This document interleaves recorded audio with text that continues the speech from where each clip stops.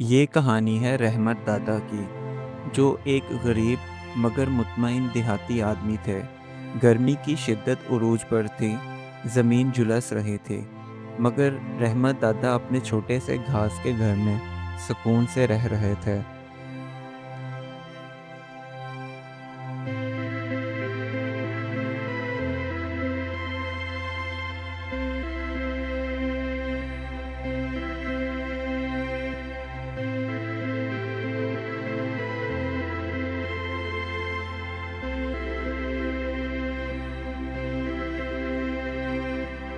उसी गांव में एक अमीर ज़मींदार जमील रहता था।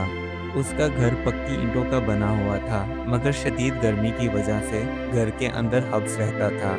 जमील हैरान था कि रहमत दादा अपने छोटे से घर में इतने आराम सुकून से कैसे रह सकते हैं।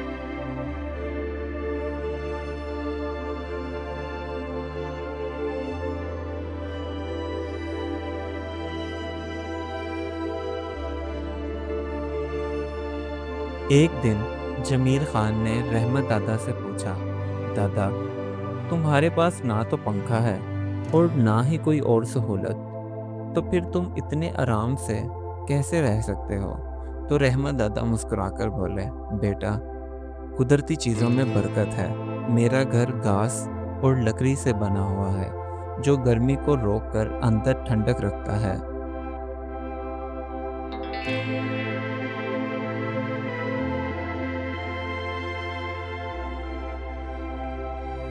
रहमत दादा की बात सुनकर जमील खान बाहर खड़ा ये सोचने लगा, क्या वाकई ये सादा तरीका मेरे घर में भी काम कर सकता है?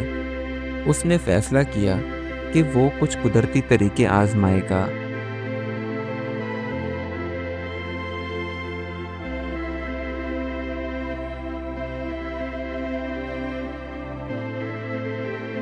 उस दिन के बाद जमील खान ने भी अपने घर के आसपास दरख्त लगाना शुरू किए। छत पर घास और बांस का इंतज़ाम किया ताकि गर्मी कम हो सके।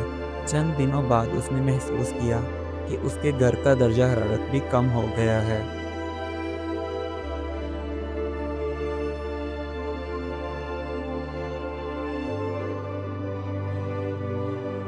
पूरे गांव में रहमत दादा की दानिशमंदी की बातें होने लगीं। लोगों ने देखा कि कुदरती तरीके वाकई कारआमद होते हैं। बहुत से लोगों ने अपने घरों में घास की छतें और दरख्त लगाना शुरू कर दिए।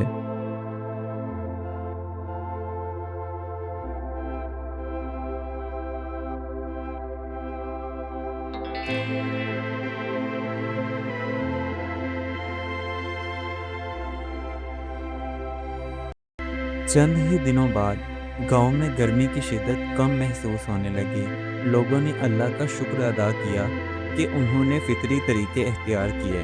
रहमत दादा मुस्कुराते हुए बोले, बेटा, कुदरती तरीके अपनाना हमेशा फ़ायदेमंद होता है।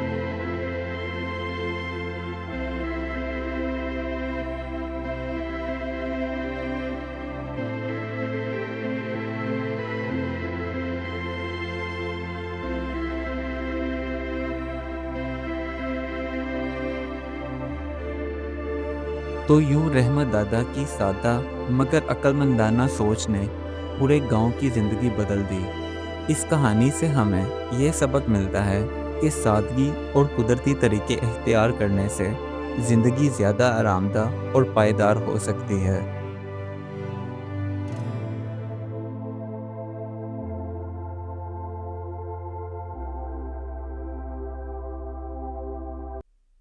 Do like my videos and don't forget to subscribe my YouTube channel. Also press the bell icon.